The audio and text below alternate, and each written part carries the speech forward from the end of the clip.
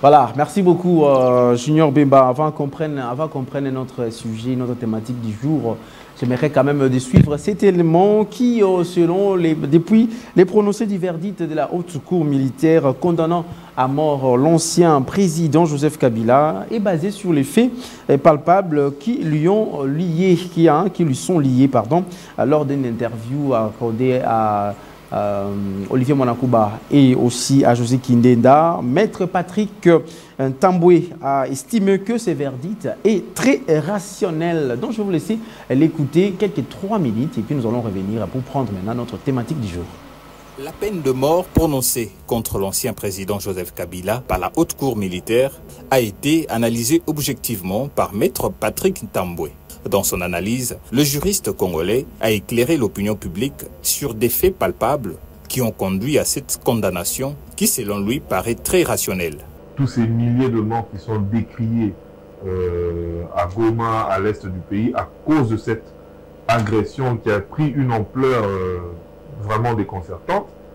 Moi, je crois que toutes les vies ont une même valeur. Il n'y a pas une vie qui soit supérieure à l'autre, même celle d'un bébé qui vient de naître aujourd'hui, elle n'est pas supérieure à la mienne. Donc, en restant sur les faits pour lesquels M. Kabila a été poursuivi, je crois qu'une condamnation à mort se justifierait. C'est une condamnation. Kabila a des biens qui sont connus. Tout le monde sait comment Kabila est arrivé à la tête de ce pays. Sur le plan politique, Maître Patrick Tamboué affirme que la condamnation de Joseph Kabila n'exclut en rien la continuité de fonctionnement de sa famille politique. Sa carrière politique, en termes d'ambition en République démocratique du Congo, devrait être terminée, je pense. Et il s'est auto-écarté en s'impliquant dans ce conflit, dans le camp de l'agresseur. Je crois que c'est de là où est parti le véritable problème. C'était un mauvais choix de par son statut d'ancien chef d'État. Alors, s'agissant de sa famille politique, je crois que sa famille politique devrait faire un choix. Sa famille politique est une organisation, qu'il s'agisse du FCC en tant que regroupement ou du PPRD, sa fille mère. C'est une organisation politique qui est régie par la loi sur les partis politiques et les partis et regroupements politiques. Alors, je crois que cette loi ne prévoit pas d'attribuer la personnalité juridique ou de reconnaître l'existence d'une telle formation à des organisations qui ont l'ambition de prendre les armes, de soutenir une rébellion.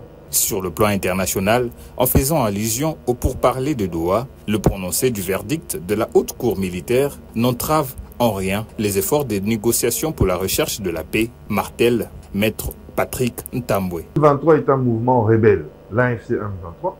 La Constitution prévoit quelle est l'attitude d'un gouvernement vis-à-vis d'une agression d'un mouvement armé. Maintenant, on a l'individu Kabila qui s'est rendu coupable des faits répréhensibles par la loi sur les anciens chefs d'État, notamment. Il a un devoir de réserve, il a un devoir autant. Donc, il s'est rendu coupable. Maintenant, lui, Kabila est poursuivi par rapport à son statut d'ancien chef d'État. Il a commis des faits qu'il n'aurait pas dû. Les analyses du juriste congolais pourront permettre à l'opinion publique de mieux maîtriser le prononcé du verdict de la haute cour militaire en élaguant toute zone d'ombre.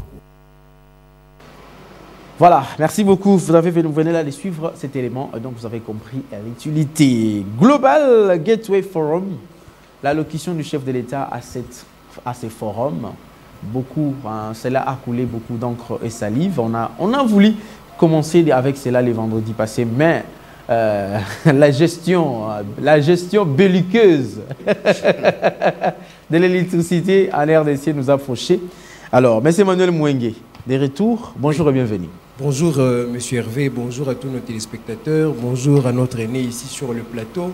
C'est une joie pour moi d'être parmi vous et d'être ensemble en communion d'esprit avec la population congolaise pour essayer d'éclaircir toutes les zones d'ombre qui ont trait à l'actualité politique primordiale qui concerne la République démocratique du Congo. Voilà, Junior Bemba nous a déjà affiché la thématique. L'allocution du président de la République, Félix Antoine Tshisekedi, était une faiblesse ou stratégie politique. C'était là ma toute première question, si c'est la base également de notre thématique. Cette allocution où le président a laissé son discours, qui était un discours de plaidoyer pour les sanctions contre le Rwanda, mais le président a laissé tomber cela, il a changé de stratégie et a tendu la main à Paul Kagame. Faiblesse ou stratégie politique? Stratégie politique, d'ailleurs une stratégie politique par excellence. Ça, je veux me défendre ici. Pourquoi? Ok, alors vous avez tous les temps. Ce n'est pas une flatterie à l'égard du pouvoir, mais nous analysons avec un cerveau. Ouais. Je donne les grandes lignes et puis on va entrer au détail. Le discours avait pour objectif de remettre la thèse de l'agression sur la table, puisque cette thèse a été momentanément écartée par le médiateur et semblait même être écartée par la communauté internationale pour être substituée par la thèse du conflit interne. Donc il était nécessaire pour le président de la République de remettre la thèse de l'agression sur la table pour qu'on reconsidère les positions de chaque parti, à savoir la RDC comme étant la partie qui réclame la pacification, mais le Rwanda comme la partie qui bloque le processus par un mécanisme de guerre accru. Et pourquoi revenir sur la thèse de l'agression et qu'est-ce qui montre que cette thèse a été substituée par une autre? Je prends le contexte historique. Pardonnez-moi. Moi, mes explications n'ont jamais été directes comme ça. Sans des exemples historiques. Oui, on sait à quel peuple on s'adresse. Et la méthodologie de transmission de l'information doit s'asseoir sur l'élément historique. Puisque le peuple congolais, pour saisir les enjeux, a besoin de connaître l'histoire. Et c'est parfois cette faiblesse qu'ont nos dirigeants quand ils communiquent. Ils n'ont pas une notion de l'histoire clairement assise. Et c'est comme ça que le peuple reste ignorant et demain on balaye la vérité par des mensonges. Nous sommes en 1885. Vous allez me dire, je suis allé trop loin. Mais ceux qui suivent vont comprendre. La conférence de Berlin, convoquée par von Bismarck, le chancelier allemand. À l'époque, c'est l'Allemagne la grande puissance dans le monde. Il n'y avait pas une puissance plus grande que l'Allemagne.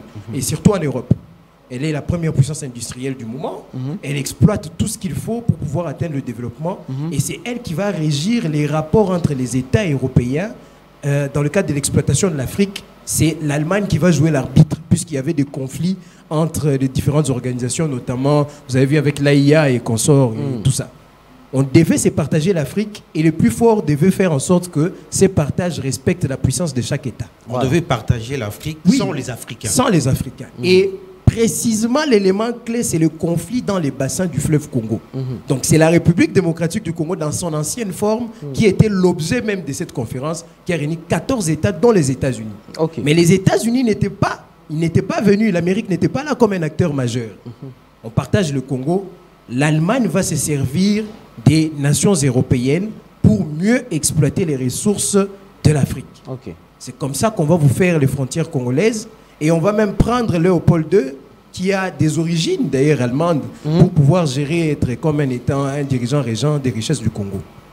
Les événements passent. Pendant ces temps, l'Amérique observe et voit comment le monde fonctionne.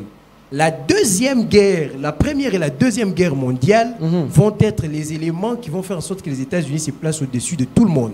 Notamment avec la bombe atomique à la fin de la deuxième guerre mondiale.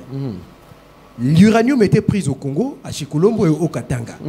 Quand les États-Unis prennent la suprématie sur le monde, les États-Unis ne vont pas agir différemment de l'Allemagne. En son époque, ils vont se dire que la même arme que l'Allemagne a utilisée, c'est la même arme que nous devons utiliser, à savoir l'Europe, pour exploiter l'Afrique. C'est là qu'on a deux dates. Je prends 1947, la naissance du plan Marshall. Ceux qui connaissent le plan Marshall, c'est le plan de la relance économique et infrastructurelle de l'Europe. C'est un plan qui indirectement a créé l'économie européenne. Et la deuxième date, c'est 1949, à la création de l'OTAN. Il fallait recréer l'Europe à l'image de l'Amérique et doter l'Europe d'une force militaire capable d'agir. Pour quel objectif? Deux objectifs. Premier objectif, stopper l'avancée des soviétiques avec le communisme. Parce qu'à la fin de la Deuxième Guerre mondiale, que l'on ne vous trompe pas, l'histoire sait que c'est la Russie, l'URSS à l'époque, qui a défait les Allemands. C'est clair. Or, l'Amérique savait qu'on ne peut pas avoir deux dirigeants sur le monde. Il fallait que le monde soit unipolaire. Et qu'il ait une seule domination. Comme on a éteint l'Allemagne, il ne fallait pas qu'une autre nation, comme l'Allemagne, prenne le dessus sur les États-Unis. C'est là qu'on va recréer l'Europe pour protéger les intérêts américains et bloquer l'avancée soviétique. On va donner à l'Europe une armée, l'OTAN, on va donner à l'Europe une économie et une infrastructure à travers le plan Marshall. Et qu'est-ce qu'on va faire de cette Europe? elle doit exploiter l'Afrique et servir au système d'exploitation mondiale, notamment les ressources ici. Et c'est là qu'entre Mobutu, il entre en jeu. Il va être le pion en Afrique centrale pour redéfinir l'équilibre en faveur du capitalisme. Lumumba sera d'ailleurs tué pour la même chose, ses rapports avec le communisme et ainsi que la création des États confédérés d'Afrique qui voulaient créer une sorte d'États-Unis d'Afrique avec les Ghanéens Kwame Nkrumah. Alors, on avance. Quand la guerre froide prend fin, il n'a plus d'utilité d'avoir Mobutu au pouvoir. Et surtout, celui-ci n'est plus dans les bonnes grâces de sa population. L'Amérique craint que le peuple renverse l'ordre que lui a établi. Sinon, ils vont se choisir un dirigeant en dehors de leur contexte de contrôle. Exact. On substitue Mobutu pour Paul Kagame. Et le système d'exploitation va continuer pendant 30 ans. Maintenant, je reviens aux événements récents. La RDC dénonce une agression, notamment le système à travers Paul Kagame. Et la RDC rappelle aux États-Unis, qui est médiateur, mais en même temps partie prenante au conflit, parce qu'il n'y a pas de médiation sans intérêt. La RDC rappelle aux États-Unis que nous avons travaillé ensemble pendant la guerre froide, vous devez nous remettre notre ancien statut de coopérant. Mais le Rwanda mène une contre-offensive diplomatique pour dire vaut mieux un démon que vous connaissez qu'un ange que vous ne connaissez pas. Maintenant, ensemble, je suis en train de simplifier les réalités géopolitiques. Maintenant, ensemble, notre système de partenariat comme on l'a toujours fait. Et c'est comme Donald Trump aime le dire, il a toutes les cartes en main et il évalue chez qui nous allons pencher. La RDC dit que nous avons montré aux yeux du monde que le Rwanda est un agresseur. Au nom du respect du droit international, au nom du respect des règles qui encadrent les relations entre les États, vous ne pouvez plus traiter avec eux, traiter avec nous. Mais l'Amérique est capitaliste. L'Amérique a une vision d'intérêt. Elle s'en fout du droit international. L'Amérique est où quand on a vu l'État islamique prendre le pouvoir en Syrie, par exemple, c'est avec la bénédiction des États-Unis. En Israël et en Palestine, c'est avec la bénédiction des États-Unis. Elle s'en fout du moment où ses intérêts sont garantis. Et c'est là que la thèse du conflit interne que défend le Rwanda pour s'exempter du conflit, dans lequel il est lié par agression, va prendre les dessus sur notre thèse à nous. Donc de manière indirecte, l'Amérique va commencer à donner des indices qu'elle commence à pencher pour le Rwanda. Les éléments historiques sont simples. Prenez la déclaration de Massad Boulos. En ce qui concerne les génocides, il va dire que bon, il y a 10 millions de morts, plus de 10 millions, mais est-ce que c'est un génocide? Il va nier. Or, l'élément de base de l'agression, c'est les génocides qui durent depuis plus de 30 ans. Deuxièmement, Massad va dire que c'est un conflit entre les Congolais. La même version que défend Paul Kagame. Troisièmement, Massad va vous parler de causes profondes. Et pendant ces temps, Félix Tshisekedi observe de loin, il commence à comprendre que la situation est en train de changer un peu. Parce qu'en syllogisme, c'est l'entame du syllogisme qui détermine la conclusion. Les prémices, lorsqu'elles sont des prémices d'agression, la conclusion sera en notre faveur. Mais quand les prémices deviennent des prémices d'un conflit interne, la conclusion, c'est les types d'accords que vous avez eu comme l'accord du CNDP le 23 mars 2009. Donc ce sont des accords qui renforcent les taux du système qu'on veut combattre et qu'on combat sur nous. En vous entendant parler, vous voulez dire qu'on était allé très vite en besogne. On devait d'abord convaincre l'Union européenne qui soutient le Rwanda avant d'y aller vers les Américains. Non, même pas. On a ciblé le problème à la racine, c'est l'Amérique. Mais le problème n'est pas qu'on est allé vite en besogne. En besogne, peut-être, je vais revenir sur d'autres aspects de ces relations. Non, le problème, c'est la méthodologie. Par quelle méthodologie nous avons procédé? Le Congrès américain gère les relations entre la RDC et les États-Unis par l'acte 21-25. C'est l'acte du Congrès qui définit les modalités de confiance, d'un climat de confiance en coopération entre les États-Unis qui s'assoit sur une bonne gouvernance et ainsi de suite. Ils ont donné plusieurs piliers. Nous avons fait des avancées sur ce point-là, sur certains aspects, notamment la renaissance de l'IGF et ainsi de suite. Mais sur des questions qui ont trait à la corruption ou à l'impunité, nous avons un petit retard, malgré les efforts qu'a fourni le chef de l'État, mais il y a une petite insuffisance. Quand l'ennemi va négocier là-bas, il utilise des arguments comme quoi l'instabilité de gouvernance sur plusieurs piliers ferait de la RDC un mauvais partenaire pour convaincre l'autre. D'une certaine manière, on a un léger pourcentage de part des responsabilités. Peut-être à 30%, mais 70%, c'est la mauvaise foi capitaliste qui veut qu'au-delà des réalités, qu'elles soient la question de la crise sanitaire, des réalités liées au massacre, c'est la notion de l'intérêt qui compte. Et c'est par rapport à ces réalités que Félix Tshisekedi va maintenant prendre l'idée de passer par un discours annonciateur de 3 faits. Premièrement, une rhétorique directe pour remettre la question de l'agression sur la table. Deuxièmement, une façon indirecte de s'adresser aux États-Unis. Vous avez vu Massad venir après. De s'adresser aux États-Unis et de leur faire comprendre que quand Donald Trump dit que le conflit est déjà résolu, c'est un gros mensonge. Vous avez pris une décision de vous associer à l'adversaire et c'est comme ça que vous avez dit que le conflit est déjà résolu puisque vous voulez imposer votre logique ou votre lecture des faits qui défie la réalité. Et finalement, troisièmement, c'est une façon pour le président aussi de leur dire que le Rwanda n'a pas droit à une subvention parce que celui-ci doit être sanctionné de toute aide internationale puisque le Rwanda bafoue les règles qui encadrent les relations entre les États entre elles. Et c'est comme ça le Global Gateway Forum. Pourquoi ces choix maintenant? Pourquoi maintenant de ces plaidoyer? Pourquoi maintenant ces choix-là de les dire à ces forums-là, Global Gateway Forum, pourquoi le président a trouvé que c'était ici les bons moments pour les dire? Mais bien sûr, parce que le Global Gateway Forum, c'est comme si le Rwanda faisait son retour dans le concert des nations. Ok. Alors qu'il a été exclu jusqu'à manifester une attitude responsable. La preuve, la résolution 2773 du Conseil de sécurité des Nations Unies a instruit le Rwanda sur le retrait de ses troupes. Alors, tant que celui-ci ne se montre pas digne du respect du droit international, digne de la communauté des États, comment vous pouvez lui remettre dans le concert des États, dans un forum qui a déjà financé plus ou moins 900 millions depuis sa création jusqu'à aujourd'hui? Le Rwanda a bénéficié de ce forum de plus ou moins 900 millions de dollars, d'euros. Comment vous pouvez remettre ces pays dans un mécanisme de subvention comme si tout était fini? Donc c'est comme si la question du Congo était déjà traitée, alors que les prémices, les préalables requis, notamment les retraits de leurs troupes, les manifestations des actes de bonne foi ne sont pas respectées. Il n'y a jamais eu un camp où vous avez la RDC contre le Rwanda et au milieu un camp neutre d'une médiation. C'est un gros mensonge. C'est la RDC contre le monde. La RDC contre les États-Unis et le Rwanda, contre les États-Unis, l'Europe et le Rwanda. Et il faut maintenant des stratégies idoines. Et le président était clair. Il a dit qu'il n'a jamais été d'une attitude belliqueuse à l'entame de son mandat. Les gens qui ne comprennent pas les Français se mettent à... Belliqueuse vient du latin du mot bellum, la guerre. Il n'est jamais venu en conflictuel. La preuve, nous tous on s'est énervés contre lui. Il faisait le tour de chaque pays. Il serrait toutes les mains, même avec les voisins. Et donc il a rappelé que si quelqu'un bloque le processus pour qu'on ne dise pas de lui, que puisqu'il a refusé de signer les accords économiques, c'est lui qui freine le processus. Il a ici, il y a quelqu'un qui bloque, c'est Kagame, puisque non seulement il est responsable de son armée, les RDF, mais Félix Tshisekedi vient d'ajouter un poids sur la tête de Kagame comme responsable des M23. Des M23. Mais pourquoi le président est mal compris vis-à-vis de sa population, mais il est bien compris par rapport à la communauté internationale? Très bonne question. La réponse est simple. La population ignore le contexte historique du conflit. La population, pour une grande partie, qui se laisse emporter par le propos de certains opposants mal intentionnés ou de certains adeptes du Rwanda, adeptes de la désinformation, la population pense que ça commence avec Félix. C'est un problème d'il y a 30 ans qui s'assoit sur un complot international. Et c'est ça aussi parfois l'échec du gouvernement sur le plan de la communication. Donc on doit faire un effort de faire comprendre la population. Il faut que l'on comprenne. Et c'est là maintenant que moi je vais entrer dans les pistes de solutions. J'en ai 3. Voilà, on évolue parce qu'on va changer la thématique. Je peux? Oui, vas-y. Il y a 3 pistes de solutions. Parce que le discours de Félix, non seulement il remet le pendule à l'heure, remet la question de l'agression, mais c'est aussi un discours qui montre que, en remerciant tout le monde, le président indirectement leur a dit tout ce que vous avez fait a donné ses fruits. Il est temps que nous-mêmes nous fassions quoi? L'on s'assume. Pour preuve, il est allé s'adresser à la diaspora.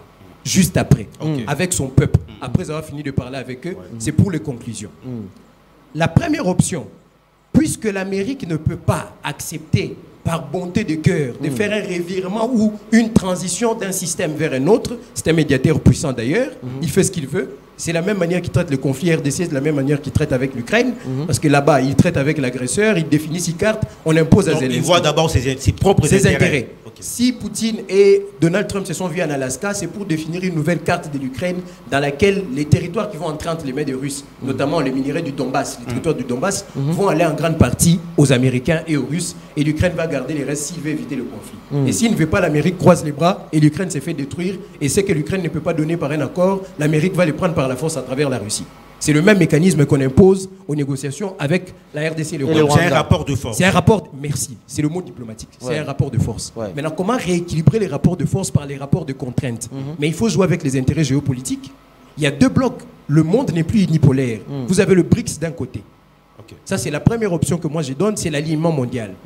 Mais comment faire cet alignement mondial? Mais de manière stratégique. Le BRICS a un élément d'appui qui s'appelle l'Afrique du Sud, ici au niveau de l'Afrique, surtout dans la SADC. L'Afrique du Sud a une ouverture sur l'océan Indien, l'océan Atlantique. Facilement, à travers elle, on peut avoir un soutien venant des grandes puissances militaires du BRICS, comme la Russie et la Chine, par exemple, mais en grande partie la Russie, à travers l'océan Indien. On peut s'associer à eux pour des questions d'ordre sécuritaire. Et on les privilège les ressources naturelles, par exemple, vous avez les gaz du lac Kivu et consorts. Et on garde les minerais stratégiques seulement pour les États-Unis. Pour dire aux Américains, on vous garde sur le volet économique, mais sur le volet militaire, on va traiter ça avec les Russes. Est-ce qu'il n'y aura pas des conséquences directes? Il y aura des conséquences directes. Attendez, mais on a peur, M. Mouengue. Oui, j'ajoute cette question pour dire, vous voulez à ce que les deux rivales mondiaux se retrouvent sur... C'est comme dire, les lions et les léopards vont se retrouver sur la tête, sur la montagne du Congo. Ce que je dis peut paraître fou, oui. Mais ça vaut son pesant d'or. Pourquoi? Les intérêts de ces deux blocs, à chaque fois que ces deux intérêts se confrontent là, il n'y a pas de guerre. Il n'y a jamais eu de guerre réelle physique. D'ailleurs, la plus grande guerre entre le bloc capitaliste et communiste, c'est la guerre froide. Elle ne s'est pas faite avec des armes, c'est une guerre idéologique. Quand leurs deux intérêts entrent en confrontation, par exemple pour la question ukrainienne, il y a négociation. Vous comprenez? Et c'est ce qui s'est passé en Alaska. L'Amérique ne peut pas entrer en conflit direct avec la Russie. C'est impossible, elle va perdre. Regardez l'anniversaire de la commémoration de la fin de la Deuxième Guerre mondiale.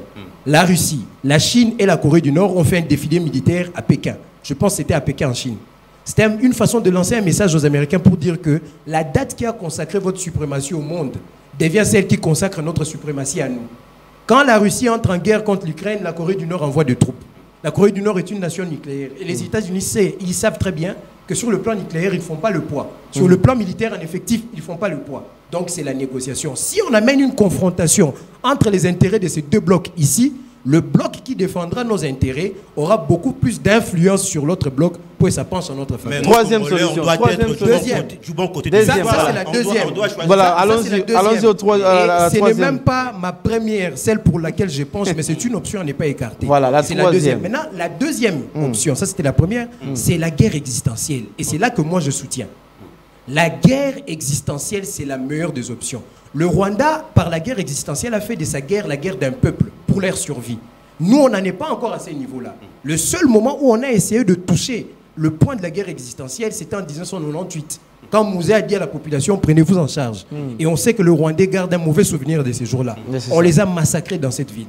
Alors, si le président n'a plus d'issue, la bonne issue, c'est la guerre existentielle. Donc, on doit attaquer directement le Rwanda. La population doit faire la guerre avec l'armée, puisque l'armée elle-même ne suffit plus. La population, c'est un élément de contrepoids exceptionnel. On ne combat pas un peuple. Vous avez vu la nomination de Gassita. Qu'est-ce qui s'est passé au Kivu? La population a marché, la population a manifesté. Une nomination sous ordonnance, qui est l'acte de décision le plus suprême d'un État, a été restructurée. Mais à cette étape, la population doit faire quoi concrètement? Mais pour la guerre existentielle, cela dépend du dirigeant, du président lui-même. Le mot d'ordre doit être donné.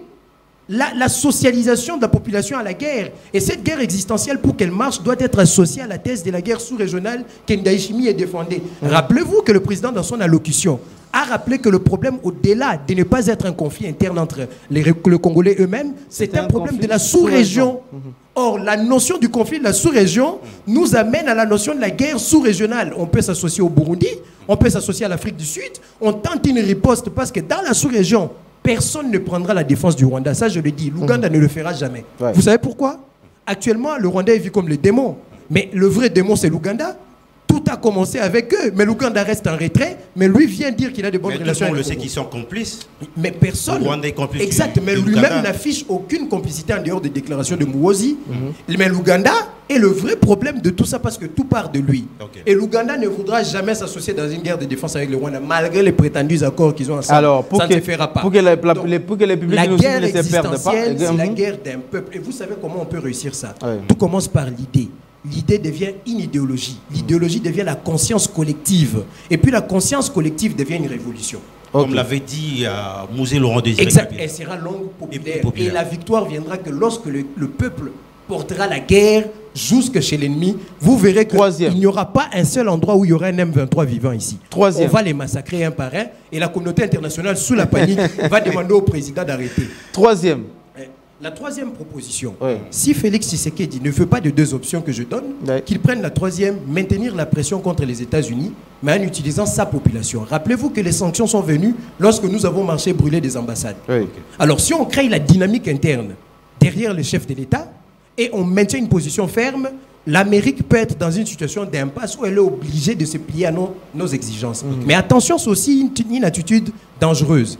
Plus plus vous vous maintenez contre ses intérêts, d'après leur lecture du conflit qui se rapporte du Rwanda, vous devenez une menace. Lui-même l'a compris, voilà comment il s'adresse à la diaspora pour dire que, à moins qu'on me dégomme, c'est les termes que le président a utilisés. Oui. Il a compris que là, vous devenez un élément gênant, vous pouvez être écarté.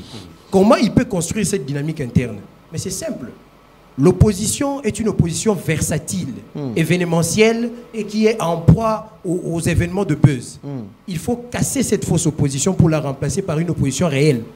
Gracieux Constant Moutamba. Oui, vous le sortez. Gracieux Constant Moutamba qui redevient opposant. Cet homme a une grande influence sur ces... Oui, bien sûr. Une grande influence sur 75% de la jeunesse du pays. Il peut... La population du pays, c'est 75%. En majorité, ce sont des jeunes. On peut le gracier et celui-ci sort et construit une dynamique dans l'opposition pour une nouvelle opposition conforme à la vision de l'État. Parce qu'il est jeune, parce qu'il est jeune et parce que ce monsieur incarne un leadership très puissant, tellement répandu dans la popularité des jeunes Congolais. Et parce qu'aujourd'hui, on a besoin d'un élément fédérateur. Si on ne peut pas le faire alors que le président le fasse seul, et d'ailleurs il en a le moyen aussi, on doit fédérer toute une jeunesse derrière les causes de l'État. Que le truc de contentieux lié aux divergences d'opinion sur la gouvernance interne de l'opposition soit d'abord mis de côté. L'heure est grave. On risque de décider de notre sort par d'autres nations. On construit une dynamique forte et on résiste. Mais en même temps, si on ne réussit pas à le faire rapidement, ils vont chercher à rééquilibrer la balance en mettant quelqu'un d'autre à la place qui répond à leurs intérêts, parce que c'est comme ça qu'eux, ils fonctionnent. Devant la diaspora congolaise en Belgique, le président a utilisé ces mots que vous venez d'utiliser là, tant mieux comme dégomme.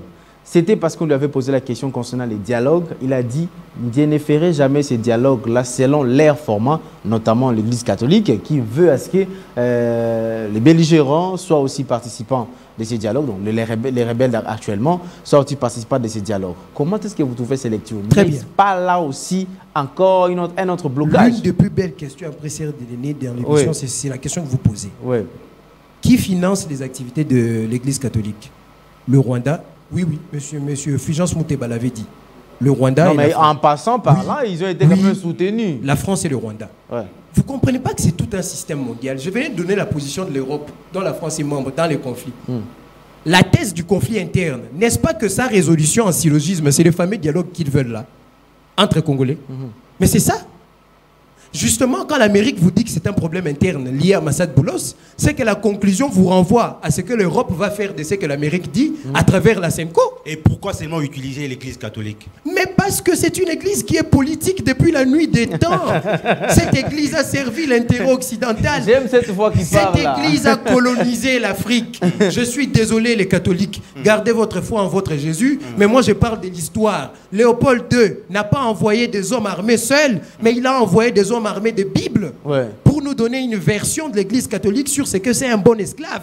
Et vous pensez que cette église, qui ne relève pas de vos propres racines ancestrales, va vous donner une vérité? Non. Et moi je suis chrétien, hein, je ne prie pas les bikeko, les binzamizam. Mais du moins, cette église a travesti l'évangile de Jésus pour servir la question de l'esclavage. Et cette église est toujours un outil de la communauté internationale. Je suis désolé. Mais qu'il faut-il faire pour éviter tout ça? Les trois options que je viens de donner ici, dont la plus importante, c'est la guerre existentielle. Maintenant pour le dialogue, parce qu'il faut qu'on me dégomme pour que j'accepte ces formats-là. Mais quel format alors? Qui va dégommer, Félix? Ce n'est pas l'Église catholique, ce n'est pas les opposants, ce sont ceux qui financent ces dialogues. Mais quel format alors? La chose la plus simple à faire, c'est de construire la dynamique interne. Les dialogues vont réunir qui comme parti? Vous aurez les partis politiques, vous aurez quelques emblèmes de la société civile et consorts. Le dialogue ne fait pas participer le peuple. Les dialogues, c'est entre les belligérants et les hommes politiques du régime. C'est un dialogue de leadership. Ce n'est pas un dialogue de populaire ou un dialogue de population. Quand le président a fait la guerre pendant tout ce temps jusqu'à aujourd'hui, il l'a fait avec qui? Avec les partis politiques et contre les partis politiques. Quels sont les résultats qu'on a obtenus de tous ces partis politiques? Deux résultats. Le premier, une réunion où le président appelle les gens pour dire que je suis seul. Vous ne m'aidez pas. Il s'adresse aux chapiteaux de l'Assemblée nationale, aux membres de l'Union sacrée. Tous ces partis, plus de 500 et quelques. Les présidents, après avoir dit ça, on a vu même des DG de la respect aller mobiliser des gens pour rejoindre l'armée. Deuxième chose, les gens se sont réveillés plus tard. Un rappel encore dans une réunion de la même Union sacrée qu'il n'y aura pas de dialogue sous le format de la SEMCO. Les partis politiques ne sont pas la clé pour une solution idoine au conflit. La clé, c'est la dynamique interne. Or, la dynamique interne, ce n'est pas une association de partis politiques, c'est une idée qui devient une idéologie et puis une conscience collective qui donne naissance à une révolution. C'est une affaire de peuple à État. Fini les bêtises de partis politiques. Merci beaucoup, M. Emmanuel Mouengue. On va quand même chiter avec cet insolite. Nous avons vu l'ancien général, le grand général, à l'époque, je crois qu'il était général d'armée. C'est quoi, c'était ça? John Numbi. Chez un marabout. Un beau ventre en passant. Ah, on va juste passer c'est insolite. Qu'est-ce que vous avez comme image par rapport à tout ça? Bon, moi... la peur, la frustration ou la délivrance? Moi, mon père fut quelqu'un qui a travaillé pour le service de renseignement pendant Mobutu, même pendant Mouzé. Il avait l'habitude de me dire qu'un bon militaire, mon père n'était pas militaire, hein, mais il a travaillé au renseignement, il fréquentait les militaires, il disait le bon militaire est celui qui n'a pas peur d'une balle. Puisque dès le moment où il adhère à l'armée, c'est le moment de l'exécution de sa sentence. Ça signifie mourir pour la patrie. Le militaire est un mort-vivant qui n'a plus peur de la mort. Ce qui est étonnant, c'est que John Numbi ne va pas voir le marabout pour une balle, qui est derrière la mort, l'élément suprême dans la crainte du combat quand on est militaire, mais il va voir pour une affaire judiciaire où il peut être même innocenté. Oui, exactement. Parce justice, il peut être aussi innocent. Il supplie un marabout pour qu'on ne puisse pas réouvrir un dossier en justice. Mais qu'est-ce qu'on peut tirer comme leçon? Ce que moi je peux tirer comme leçon, c'est même pas moi en premier, c'est d'abord l'armée. L'armée doit comprendre que l'homme qui a appelé le service de sécurité à l'insurrection, c'est celui qui va consulter un marabout pour que le marabout lui empêche d'affronter la justice. Le déshonneur total, puisque lui-même indirectement reconnaît qu'il a participé au meurtre et peut-être même qu'il a exécuté. Ce qui s'est passé là prouve que ce n'était pas un rituel comme tous les autres. Les rituels de ces genres-là se font dans des endroits secrets. C'est de la métaphysique, on ne filme pas. John Numbi a été piégé. Par le marabout. Mais oui, mais il faudrait maintenant se poser la question de savoir qui est derrière le marabout. Il a insulté le régime qui est en place ici, il a déclaré l'insurrection et ainsi de suite. Moi, j'étais en train de réfléchir, je me suis dit, est-ce que ce n'est pas le camp qui lui avait demandé d'exécuter Tchébéa qui veut se débarrasser de lui? Je ne sais pas. En écoutant M. Marabout, là, apparemment, c'est dans les pays de l'Ouest africain. Je crois. On lui dit, regardez la stratégie qu'on utilise. On lui dit pour que les ancêtres t'aiment, tu dois dire ce que tu as fait de bon et ce que tu as fait de mauvais pour que ce qui est bon soit supérieur au mal que tu as fait et comme ça, ils vont t'aider. Mais indirectement, on vous pousse à faire des aveux. La justice n'a qu'à faire de ce que vous avez fait de bon. Elle traque les infractions. On va prendre ce que vous avez fait de mauvais. Comment un homme qui s'est dit être un militaire, et en plus ça c'est la malédiction des généraux 4 étoiles, qui finissent toujours arrêtés, la preuve. Comment vous pouvez vouloir que vous qui avez une longue expérience de carrière à l'armée, ces petits discours-là ne vous donnent pas des indices qu'on est en train de vous pousser à faire des aveux. Imaginez. Ce qui renforce la thèse qui atteste que ce monsieur n'a jamais eu un parcours académique militaire, il n'a jamais gradué les échelonnages militaires et qu'il a atterri là-bas par opportunisme. Merci beaucoup, M. Je suis étonné de voir qu'il tombe aussi facilement. On doit aussi comprendre que nul n'est au-dessus de la loi. Mais oui, moi je souhaiterais que s'il est en état d'arrestation par le pays où il se trouve, qu'on puisse l'extrader ici, qu'il soit jugé, soit il sera innocenté s'il n'a rien fait, soit il sera acquitté. Ce n'est pas un marabout qui va empêcher à la justice de faire son travail. Merci beaucoup, M. vengeance. Voilà, on est arrivé à la fin, M. Emmanuel Mouengue. Merci beaucoup. Vous voyez comme je suis très élégant comme ça, c'est parce qu'il y a quelqu'un qui m'habille, il s'appelle comme ça, le révérend pasteur, Dieu merci, Massouni Makambo, avec la boutique Hop Shop Habillement. Donc, Hop Shop Habillement, allez-y aussi chercher des belles cravates comme celle-ci, des belles chemises, des beaux costumes comme celle que j'ai. Je suis là comme ça, très élégant, très beau, parce que Hop Shop Habillement est là pour vous donner également l'élégance. Donc, il est dit toujours, je ne suis pas différent de mes clients. L'élégance qu'il a, lui, le révérend pasteur Dieu merci, Massouni Makambo, il les transmet également à ses clients. Donc, habillez-vous avec élégance. S'apologie toujours, les Congolais, c'est notre mode de vie. Donc, il ne faut jamais oublier cela. Donc, nous souhaitons également un bon début de semaine au révérend pasteur Dieu merci, Massouni Makambo. Merci beaucoup aux chers téléspectateurs qui nous ont suivis. Depuis ce matin, nous étions là et nous avons chuté avec cette thématique aussi. C'était beau, mais juste en passant, M. Emmanuel Mouengue, la ministre était au concert hier. Vous la saluez seulement. Bon, un coup. Salutations seulement, salutations seulement. Je salue, mais il y a quand même un truc que je ne comprends pas. Elle avait fait un discours filmé où elle faisait les lancements de consultation. Plus de 3 semaines après, on vient encore de nous parler du lancement de consultation. Maintenant, sur le terrain. C'était sur le terrain. Ah, mais disait il a commencé chez toi d'ailleurs à Kwango. Oui, je suis. Non, moi c'est le Kwilu, mais c'est au Kwilu, chez les voisins. Voilà. C'est chez moi, mes frères du Kwango. Ouais. Moi, je suis un peu. Je ne comprends plus rien. Hein? Je l'avais dit, ça ne sert à rien. L'air est à la construction d'une dynamique interne. Au lieu qu'on cherche même à réveiller Constant Moutamba de là où il se trouve. Mais vous êtes ministre de la Jeunesse. Elle a fait l'éveil patriotique. Bon, tout ça, moi, je ne suis pas d'accord avec cette consultation. C'est une perte de temps. Faites fonctionner le conseil. La compétence de consulter, de recueillir des avis et de solutions revient à cet organe-là. Voilà. Plaider, créer un mécanisme dans le budget pour qu'on puisse mettre, créer des voies de financement des actions du ministère de la Jeunesse. J'ai donné les pistes de solutions ici, je ne veux pas revenir. Les émissions sont postées sur Internet, allez suivre ça. Voilà. Merci. Pas avec cette histoire de consultation. Merci beaucoup Manuel Mouwengue. Merci également à M. Mons. On va se lever quand même parce que nous allons nous séparer par là. Merci à l'équipe technique comme ça, Junior Bemba et aussi Christian Bakabika, Richard Bouidi, et merci également au patron de la PS Télévision, le coordonnateur et les concepteurs de cette tranche matinale. Namasté. Alors, nos chers téléspectateurs, on se retrouve avec moi, c'est le mercredi. Demain mardi, retrouvez Joseph Kaloupala. Et donc, je vous dis comme ça, Namasté. Merci.